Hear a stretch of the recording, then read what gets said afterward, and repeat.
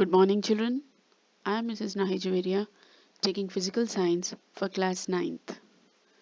We are into the second session of Unit 9, What is Inside the Atom? Coming to Rutherford's alpha ray scattering experiment, Ernest Rutherford did some experiments using gold foil and alpha particles. Alpha particles are nothing but ionized helium atoms. That is, when you are removing two electrons from an helium atom, we get what is known as an alpha particle. So, an alpha particle consists of two protons and two neutrons bound together. As they are not having any electrons, they are positively charged with 2 units of charge. Now, this is a source of fast moving alpha particles which have lots of energy, and this is a metal detector in which we are placing a thin gold foil. Okay, children.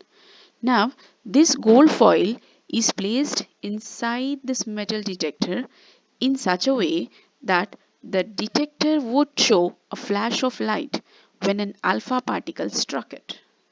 Okay, so this metal detector will show these flash of lights. Clear?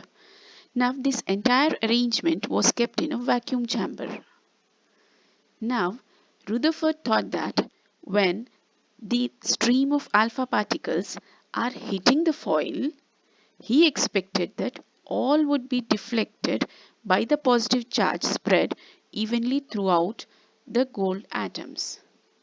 But unfortunately, this was not so, because he found that most of the alpha particles passed straight through the atoms without any deflection.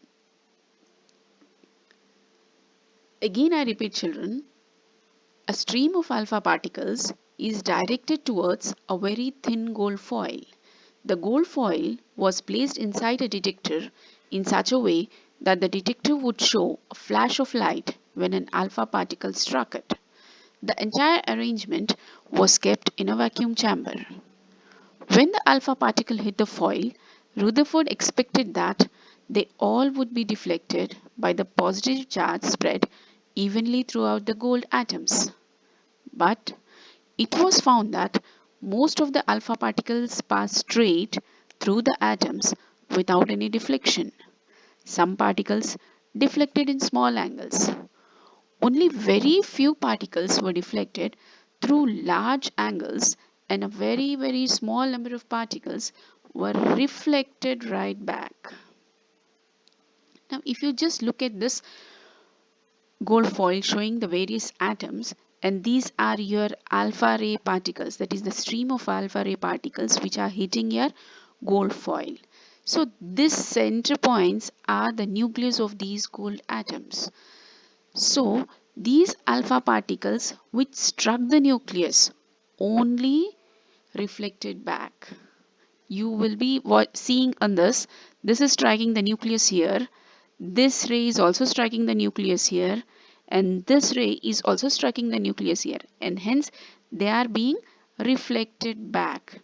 Whereas the other rays, this ray you see is passing through the gold foil.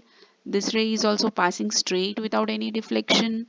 Whereas this ray, which is slightly near the nucleus, is deflected by a small angle. Clear, children? So, what were the conclusions which were drawn from this particular experiment? Most of the space inside the atom is empty because most of the alpha particles passed through the gold foil. A very small fraction of the alpha particles that were deflected right back indicated that they had met a very large positive charge and mass which repels the charge on the alpha particle. We know alpha particle is ionized helium atom, He2 plus. So it repels the charge on the alpha particle, the nucleus.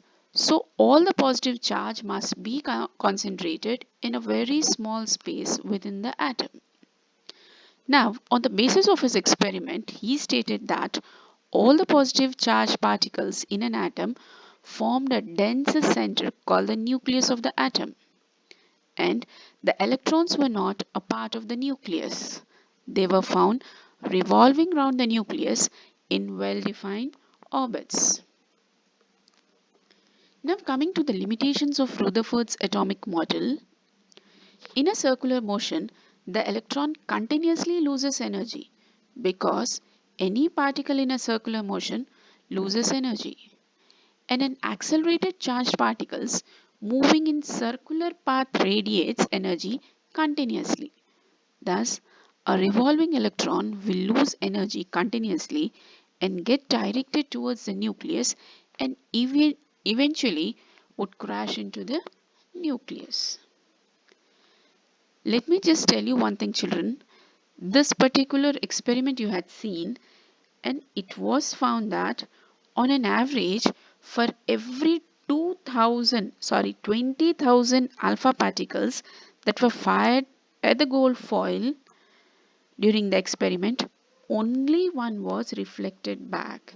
So you can just imagine how much of empty space is there in an atom.